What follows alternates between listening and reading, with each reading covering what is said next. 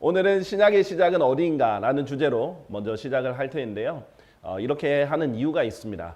바로 신약과 구약을 구분하는 아주 중요한 성경에서 매우 중요한 말씀이 이 종교 통합 성경에서는 빠져 있습니다. 바로 한 단어로 이 구분이 이제 없어지게 되는데요. 바로 이 부분입니다. 자, 하나씩 설명을 드리겠습니다. 마태복음 26장 28절인데요. 소위 최후의 만찬이라고 불리는 그때 예수님께서 하신 말씀이요. 이는 이것이 죄들의 사면으로 인하여 많은 이들을 위하여 흘려지는 새 유언 언약에 속한 나의 피이기 때문이라 라고 했어요. 최후의 만찬 때 이 잔을 가지고 이것이 상징하는 것은 나의 피다. 그런데 이 피가 새 유언 언약에 속한 나의 피다라고 했어요. 자, 두 가지를 초점을 봐야 되는데요. 새, new라는 말과 유언 언약, testament라는 단어입니다. 자, 개역 성경에 보면요, 이것은 제사함을 얻게 하려고 많은 사람을 위하여 흘리는 바 나의 피, 곧 언약의 피니라라고 했어요. 자, 앞에 거는 차치하고도 뒤에 부분에 보면 크게 두 가지가 다르죠.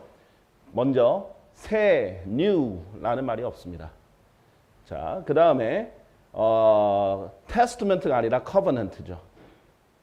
자, 이 두 가지 아주 큰 차이점으로 인해서 교리적으로 치명적인 차이가 일어나고요. 신학적으로는 언약 신학과 세대주의의 차이가 드러납니다.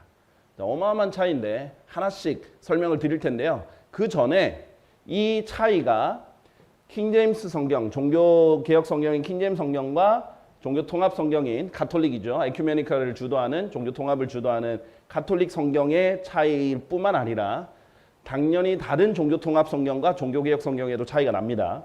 자, 일단은 헬라어 원문을 봤을 때도 표준 원문, 그렇죠? 종교개혁 성경들이 썼던 다수 원문이라고도 불리는 이 표준 원문은 여기에서 카이네스라는 말을 해요.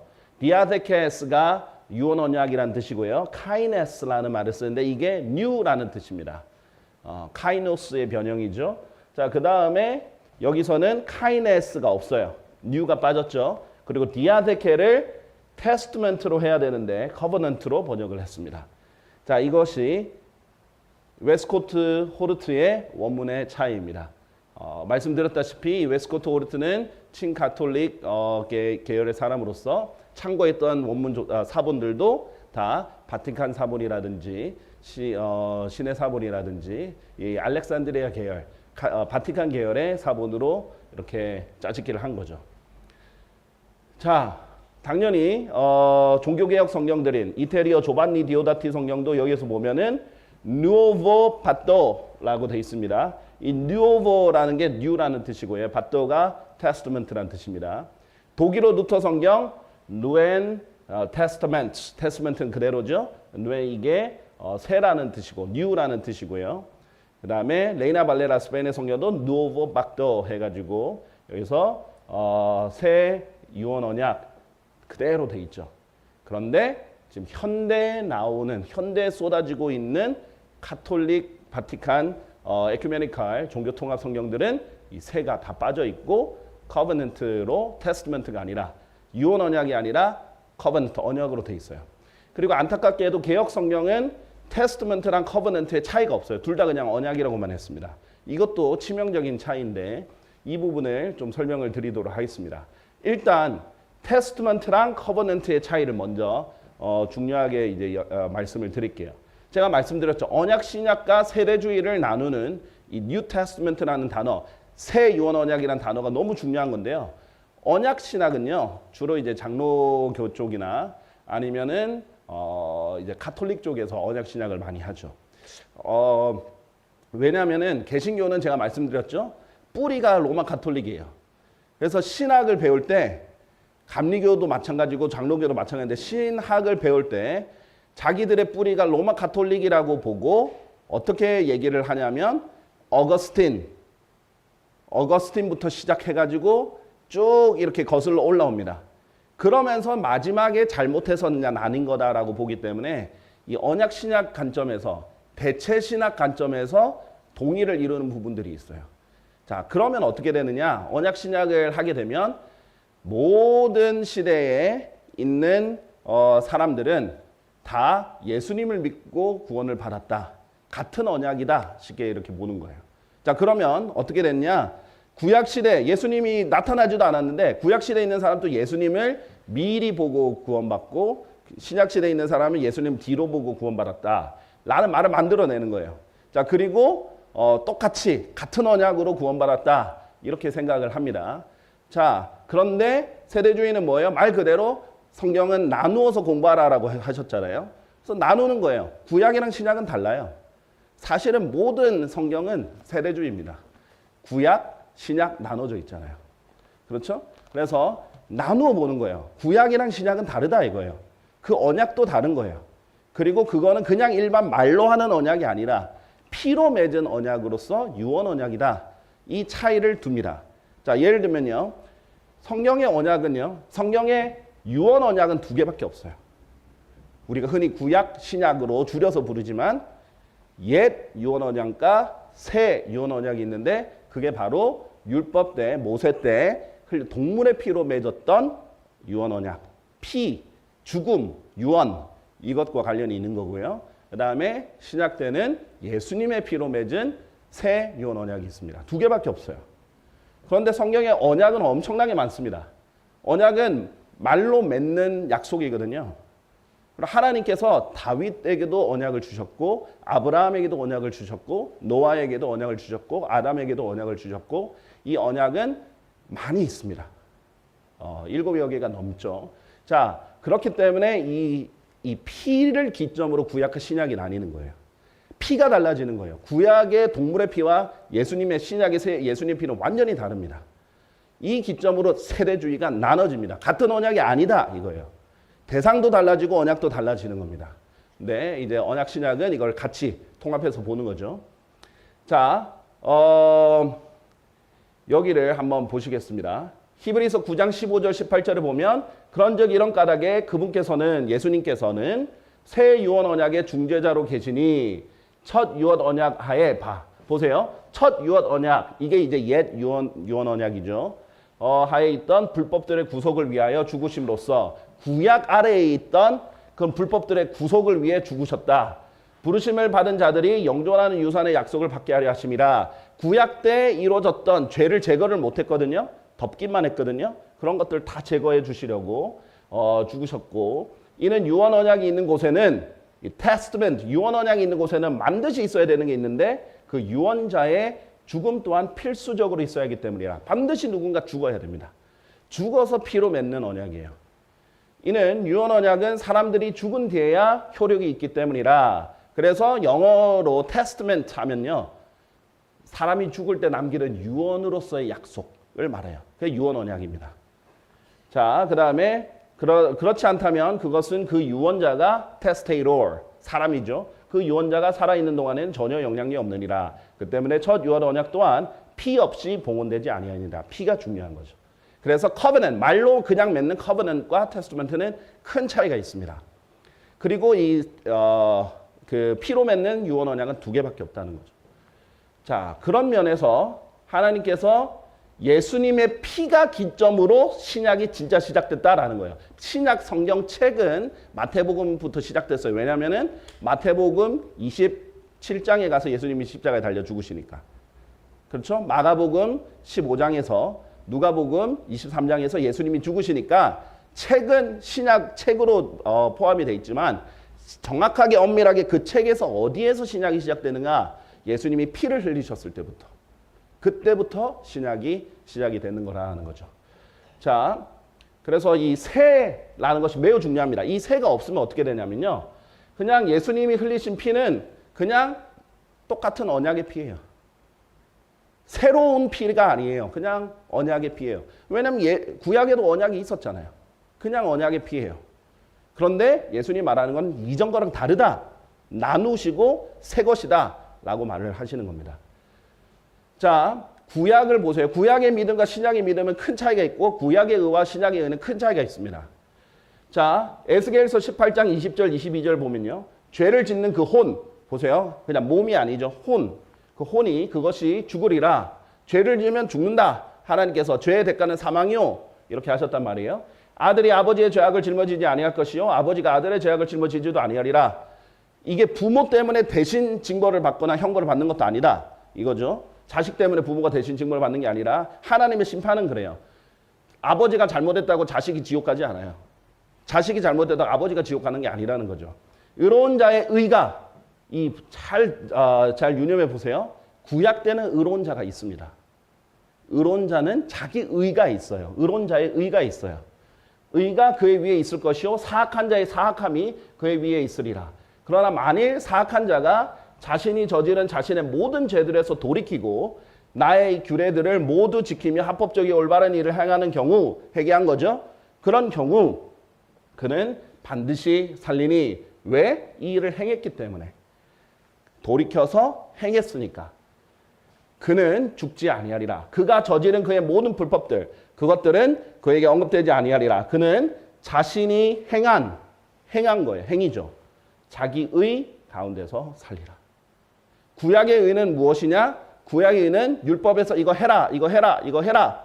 그리고 이거 하지 말라, 하지 말라, 하지 말라가 있는데 하지 말라를 안 하고 하라는 것을 하면 그것이 의로운 자로 그것이 의로 인정받고 그것이 그 사람은 의로운 자라고 인정을 받는 거예요. 그것이 구약의 자기 의입니다. 욥도 하나님께서 의인이라고 하셨죠. 그런데 그 자기 의를 초월하기를 원하셨어요. 자기 의를 하나님의 의보다 더 높이려고 하니까 하나님께서 겸손하게 하신 거지. 욥 자체는 처음 욥기 1장부터 하나님께서 완전한 자다 이렇게 제시를 하십니다.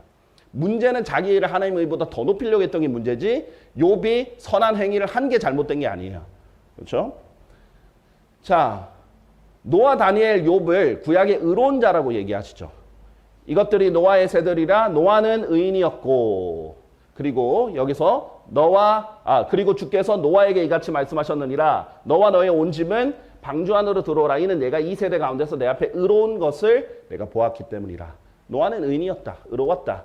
노아, 다니엘, 욥, 에스겔서 14장 14절을 보면 이 세 사람이 그 지역 안에 있다 할지라도 지금 유다가 이스라엘은 이미 멸망했고 유다가 예루살렘이 이제 멸망하기 전이에요. 그때 하나님께서 에스겔에게 말했어요. 지금 너무 예루살렘은 타락해서 심지어 노아, 다니엘, 욥 이 세 사람이 있어도 그들은 자신들의 일을 통하여 그들 자신의 혼들만 구출하리라. 이 사람들만 구원받고 나머지는 다 내가 심판한다. 내가 이 세 사람 때문에 예루살렘을 봐주지도 않을 거다. 그거예요. 자, 그런데 하나님께서 결국은 역으로 말하면은 하나님께서 인정하신 의는 노아, 다니엘, 욥이 대표적으로 있는 거죠, 구약에. 자, 근데 신약의 관점은 뭐냐? 기록된 바와 같으니 의로운 자는 없나니 없도다. 한 사람도 없도다. 이게 신약의 관점이에요. 구약에는 뭐가 아직 안 왔냐면요. 예수님이라는 완전한 의가 안 왔어요. 하나님의 의라고 불립니다. 예수님의 의는. 하나님의 의, 완벽한 의, 절대적인 기준이면서 완벽한 의를 이루신 예수님의 의가 있기 전에는 사람들과 비교해요. 그래서 의로운 자가 있고 사악한 자가 있어요. 자, 그런데 신약에 대해서는 이미 완전한 의가 왔어요. 이제 변명할 게 없어요. 이미 완전한 예를 보여주셨고 완전한 의인을 보내주셨어요. 이미 율법을 완전하게 하나님이 인간이 되셔서 이루셨어요. 그전에는 아무도 못 이뤘는데 예수님은 하신 거예요. 예수님이 하나님으로서 전지전능한 능력으로 그냥 자동으로 이루신 게 아니라 직접 사탄에게 시험도 받고 직접 배고프고 잠도 부족하고 목마르고 그런 상황 가운데서 채찍질 당하고 십자가에 못 박히는 그런 가운데서도 완벽한 의를 이루셨어요. 그러니까 이제 인간에게는 변명거리가 없습니다.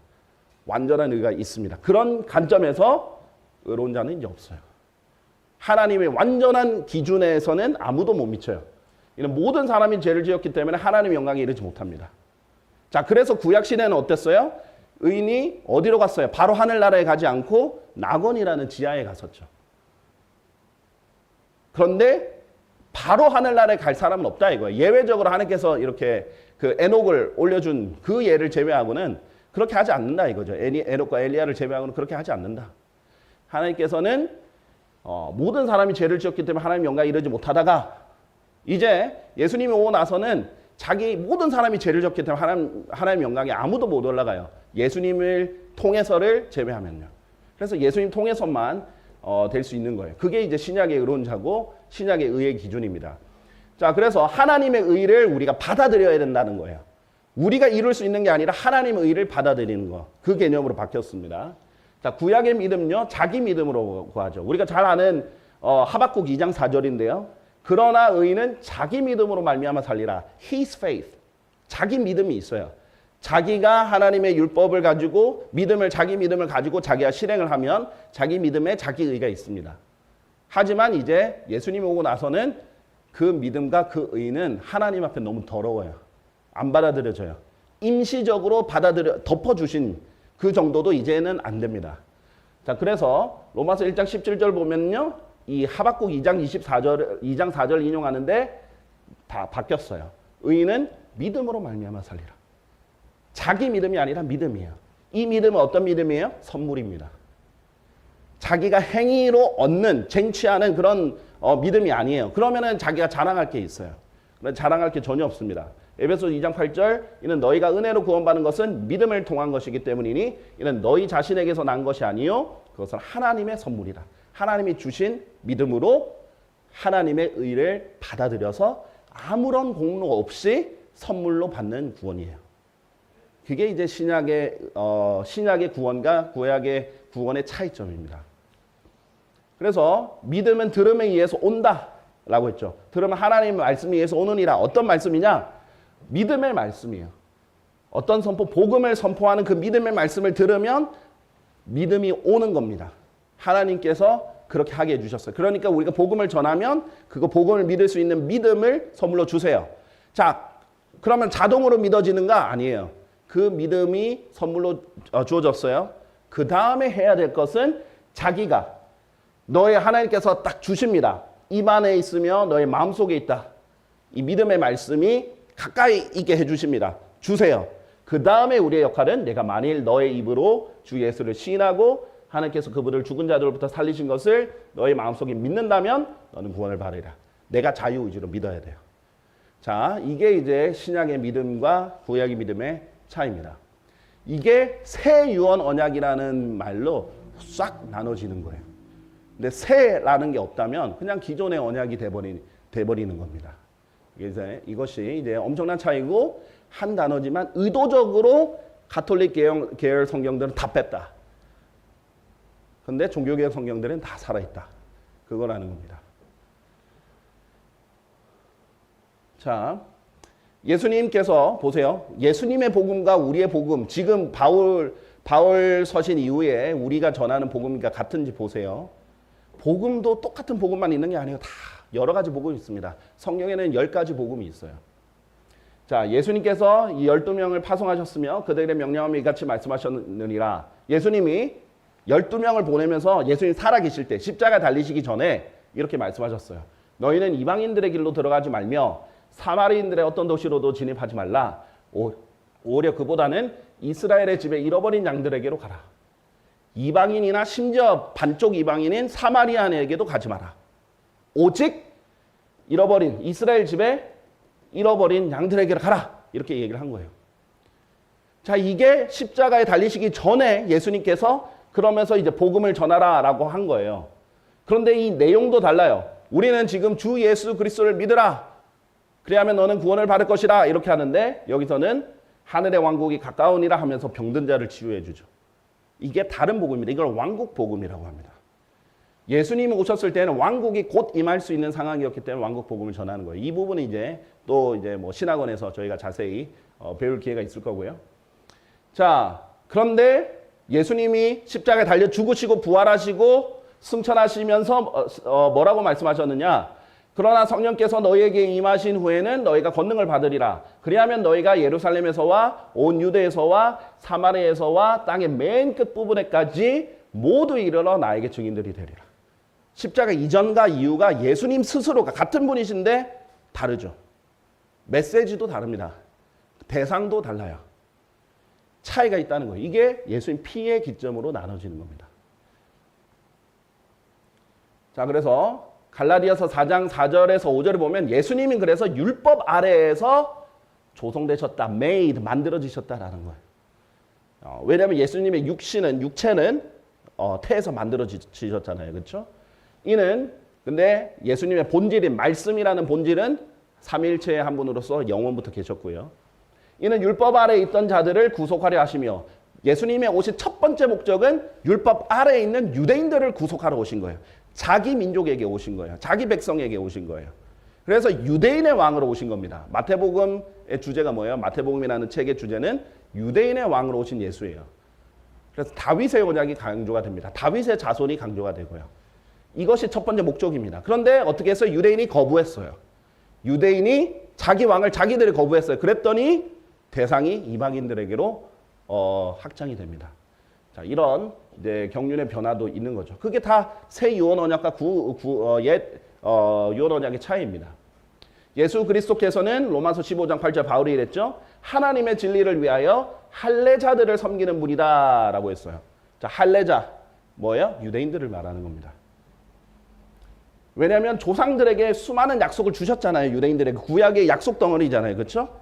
이걸 위해서 1차로 오신 거예요. 제일 첫 번째 목적. 그런데 유대인이 거절했기 때문에 이방인에게 로마서 11장을 보면 나오죠. 그 기회가 돌아간 겁니다. 그래서 율법의 의가 우리 안에 성취되게 해주신 거예요. 예수님이 율법을 완전히 이루시고 그 의를 우리 안에 이루게 해주시는 게 예수님의 역할이죠. 예수님은 내가 율법을 폐기하러 온 것이 아니다 그랬어요.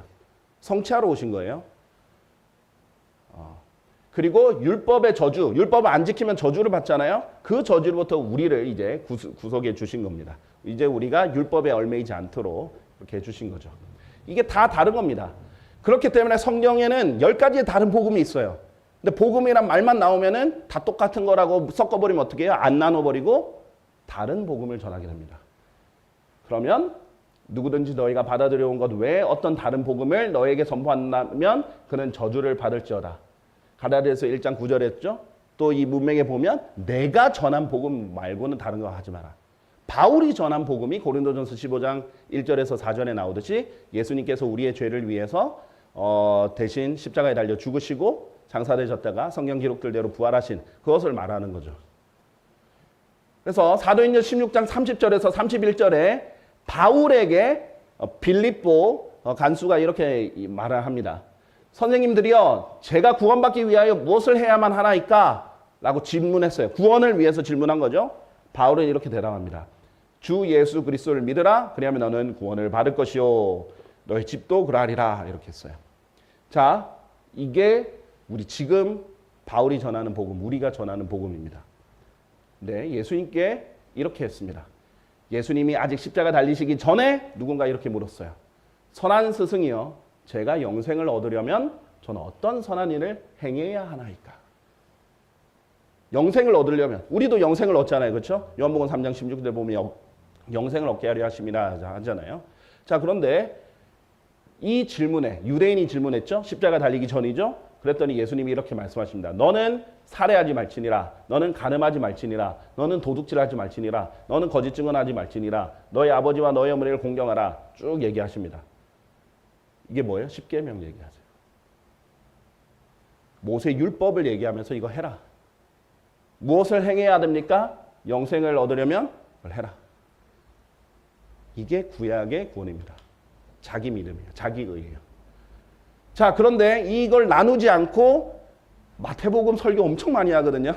마태복음을 제일 많이 할 거예요. 아무래도 이제 일반 개신교회에서 교회들에서 보면은 마태복음 설교 엄청 많이 하는데 그때마다 이런 것들 마태복음 7장에 주여 주여 하는 자만이 들어가는 게 아니라 하나님 뜻 아버지의 뜻을 행하는 자야만 하리라 이런 것들을 인용하면서 섞어버리는 거예요. 그러니까 어떨 때는 믿음으로 구원받는다 했다가 그런데 행위가 있어야 된다 했다가 그런데 믿음은 행위가 있어야 진짜 믿음이다 이러고 섞어버리고 이렇게 하니까 구원을 받은지 안 받은지 받을 것인지 어떻게 될 것인지를 모르게 되는 겁니다. 그리고 행위가 들어가는 순간 행위를 의지하는 순간 다른 복음이 됩니다. 행위 구원은 이제 복음을 구원받지 못하게 만든 요소거든요. 그래서 바울은 이것을 예수 그리스도의 계시를 통하여 받은 것이다. 이 복음은 사람을 따른 게 아니다. 어떻게 했어요? 예수님이 바울에게 나타나셨죠. 사울일 때 나타나셨어요. 그때 바울에게 알려주셨어요. 그래서 이것도 예수님이 알려주신 복음이에요. 그런데 시기가 다르다. 그래서 시대와 대상에 따라 나누어서 공부하는 것이 이제 세대주의인 것뿐이에요. 하나님께서 그렇게 명령하셨으니까 바르게 나누어 공부하라 이렇게 말씀하셨으니까 그렇게 하는 것뿐이에요. 같은 것은 같고 다른 것은 달라요. 다른 것은 같을 수가 없습니다. 고양이는 개가 아니고 개는 고양이 아니죠. 그게 지혜예요. 분별력이에요. 그런데 그냥 어린아이도 분별하는 개와 고양이의 차이점을 기독교계에서는 다리 둘 다 4개가 있네? 같은 거야. 이렇게 섣불리 해버리는 거예요. 그러면 잘못된 복음, 잘못된 교리가 나오는 겁니다. 그래서 바울이 나도 그리스도를 따른 자니 바로 그와 같이 너희도 나를 따른 자들이 되라. 그러니까 신약에서는 바울을 따르는 것, 교리적으로도 실행적으로도 바울을 따르는 것이 그리스도를 따르는 겁니다. 그렇게 우리 교리의 기준은 바울 서신이다라는 것이죠. 그래서 이것이 우리가 하나님 말씀을 성경 공부의 기초인 교리를 나누어 하나님 말씀을 나누어 보는 기초죠. 세대주의라는 말은 그냥 그거일 뿐이에요. 어떤 그냥 누가 뭐 만들어낸 그런 게 아니에요. 그냥 바르게 나누어 공부를 이미 2000년 전부터 계속 했어요. 그거를 이제 좀 더 체계적으로 이름을 명칭을 만든 것뿐이에요. 다비가 만든 게 아니에요. 스코필드가 만든 게 아니에요. 스코필드 주석 성경 이제 미국에서도 제일 유명한 성경 중에 주석 성경 중에 하나죠. 그러나 스코필드가 만든 게 아니에요. 세대주의는 라킨이 만든 게 아니에요. 그 전부터 있었어요. 그것을 명칭을 한 다비나 그런 이 스코필드나 라킨 등을 통해서 체계가 된 것뿐이에요. 자, 그래서 성경에서 이렇게 말씀하셨습니다. 그분께서 누구에게 지식을 가르치시겠느냐? 또 그분께서 누구에게 교리를 이해시키시겠느냐? 젖을 떼고 젖가슴에서 물러난 자들이라. 아직 거듭나서 성장을 안 하고 하나님의 말씀으로 성장 안 한 젖먹이한테는 안 알려주신다 이거예요. 젖가슴에서 물러나야 돼요.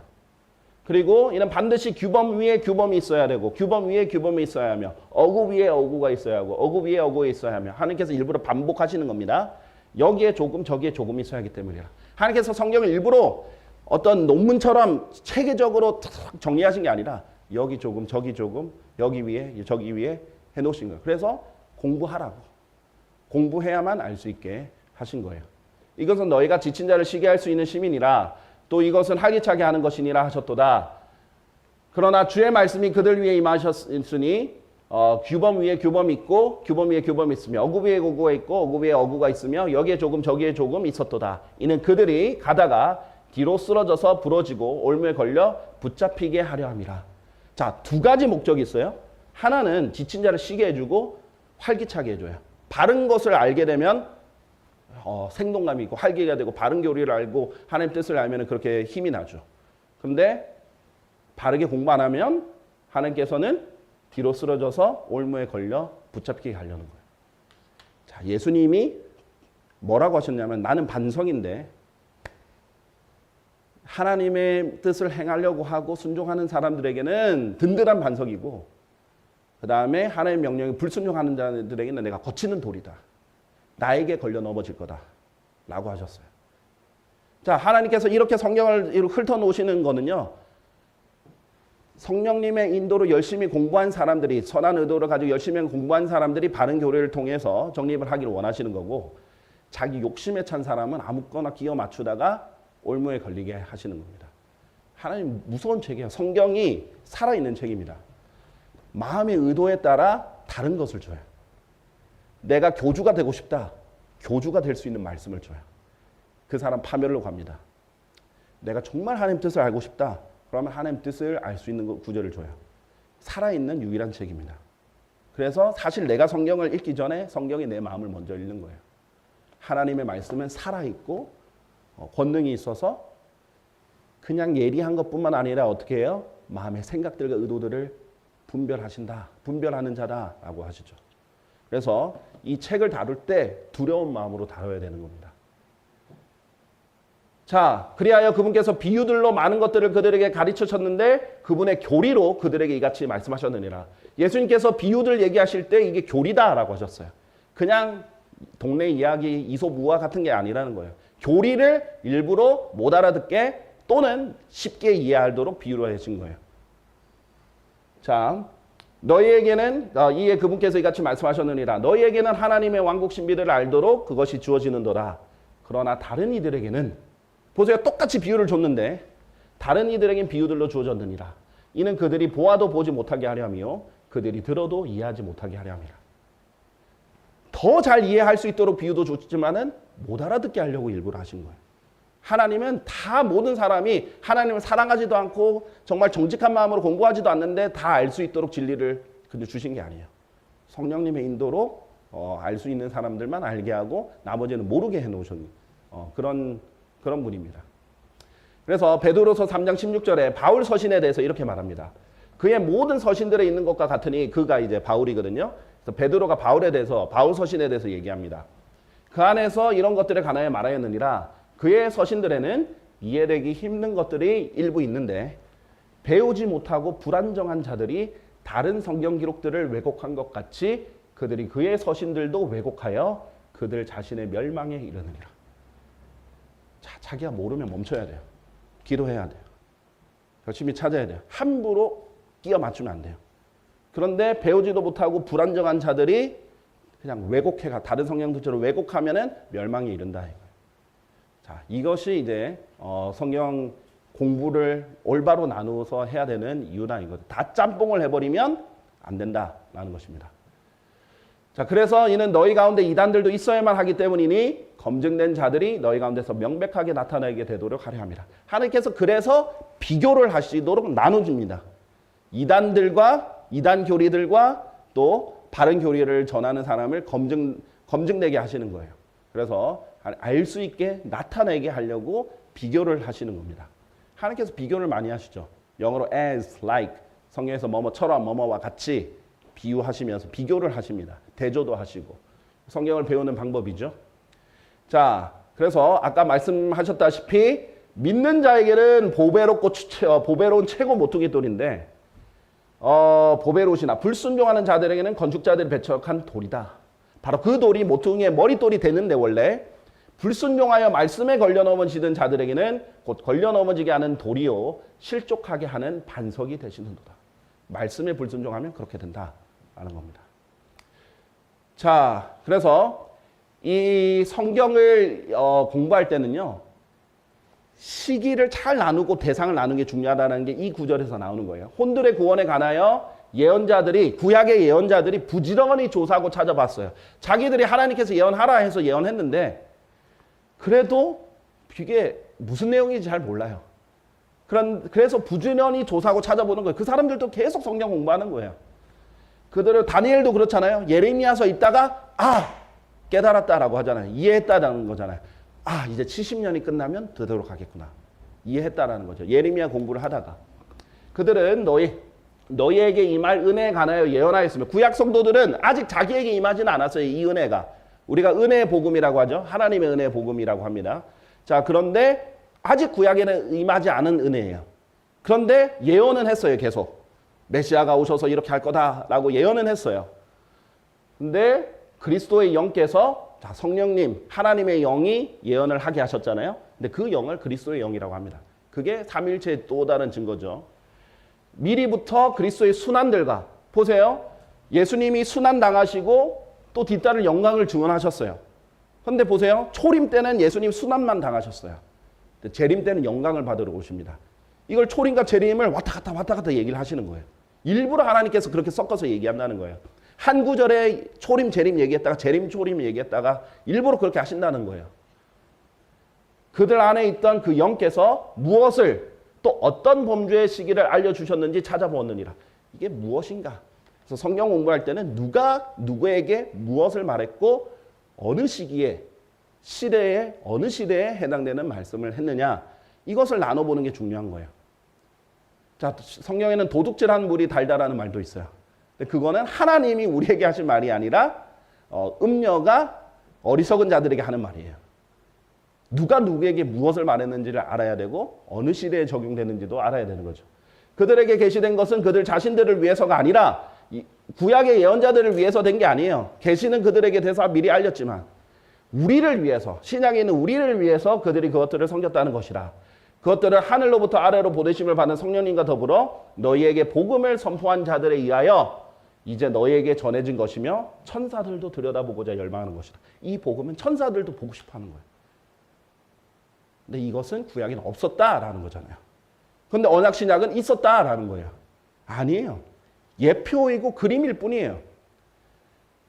아브라함이 드린 이삭은 예수님의 예표고 그림자고 그림일 뿐이지 예수님이 아니에요. 이삭은. 그렇죠? 다윗의 아들 솔로몬은 다윗의 자손이신 예수님의 그림일 뿐이에요. 왜냐하면 솔로몬이 성전을 건축했잖아요. 예수님은 3일 만에 성전을 세우겠다 이렇게 자신의 몸에 대해서 얘기를 했단 말이죠. 예표일 뿐이에요. 그러나 솔로몬은 예수님이 아니에요. 그렇기 때문에 이 예표를 혼동해서 그냥 같은 언약으로 만들어버리는 이게 언약 신약이고 이스라엘이 교회가 됐다. 대체 신학인데 성경에서 굉장히 심각한 이단 교리다라고 얘기를 하시는 겁니다. 자, 그러면 이것과 관련해서 몇 가지만 보고 넘어갈게요. 마태복음 27장 4절, 아까 26장 28절이었잖아요. 근데 27장 4절에 이렇게 말합니다. 유다 이스카리ot이죠. 내가 그 무고한 피를 배반한 것으로 인하여 나는 죄를 지었노라 라고 했어요. 그 무고한 피가 누구예요? 그가 있죠. 너가 있죠. 그러면 예수님이 바로 그 앞에 있는 예수님의 피라는 거예요. 예수님의 피가 무고한 피. 우리의 피 중에 무고한 피는 단 한 명도 없어요. 우리는 피가 더러워요. 다 죄가 있는 피예요. 그러나 그 무고한 피는 예수님밖에 없죠. 그 무고한 피. 이거 하나도 중요한 겁니다. 그러나 현대 성경들은 그냥 무죄한 죄를 팔고 무죄한 피를 팔고 이랬어요. 어떤 피인지 누구의 피인지를 언급 안 합니다. 너가 없으니까. 바로 그 피다. 이게 없어요. 더가 일부러 없어요. 그러니까 킹제임스 성경을 번역한다면 여기서 이 더가 분명히 그 무고한 피라고 번역이 돼야 되는 겁니다. 자, 이 부분들도 이제 연관해서 중요하다라고 볼 수 있겠죠. 자, 그래서 이 부분들 연결해서 갈라디아서 3장 17절도 보세요. 그런즉 내가 이것을 말하노라. 그리스도 안에서 하나님께로부터 일찍이 확증되었던 그 언약을, 이건 아브라함에게 확증해 주셨던 언약을 말하는 거예요. 이거는 유언 언약이 아니라 그냥 말로 하셨던 아브라함의 언약입니다. 그런데 그리스도 안에서 아브라함에게 확증하셨다. 그리스도는 그때 태어나지도 않았는데. 왜? 그분의 인간의 육체는 2000년 전이지만 본질은 영원부터 계셨으니까. 430년 후에 제정된 율법이 취소시켜서 그것이 그 약속을 아무런 효력이 없게 할 수 없느니라. 율법이 뒤에 만들어져 있으니까 아브라함 언약을 취소시킬 수 없다. 이 내용인데 그게 그리스도 안에서다. In Christ라는 거죠. 자, 이건 매우 중요합니다. 왜냐하면 아브라함의 언약은 로마서에 보면 아주 놀랍게도 신약의 행위 아닌 믿음으로 의롭게 되는 것과 연관이 있어요. 그래서 믿음의 조상이라고 불리거든요. 근데 이 그리스도 안에서가 중요한 겁니다. 그런데 여기서는 그리스도 안에서가 없죠. 가톨릭 성경들에는 그리스도 안에서가 없습니다. 이런 단어 하나하나가 신학적으로 얼마나 중요한지요. 단어 하나가 빠지면 신학이 바뀌어버리는 거예요. 교리가 바뀌어버리는 거예요. 절대 단어 하나도 소홀히 여기면 안 됩니다.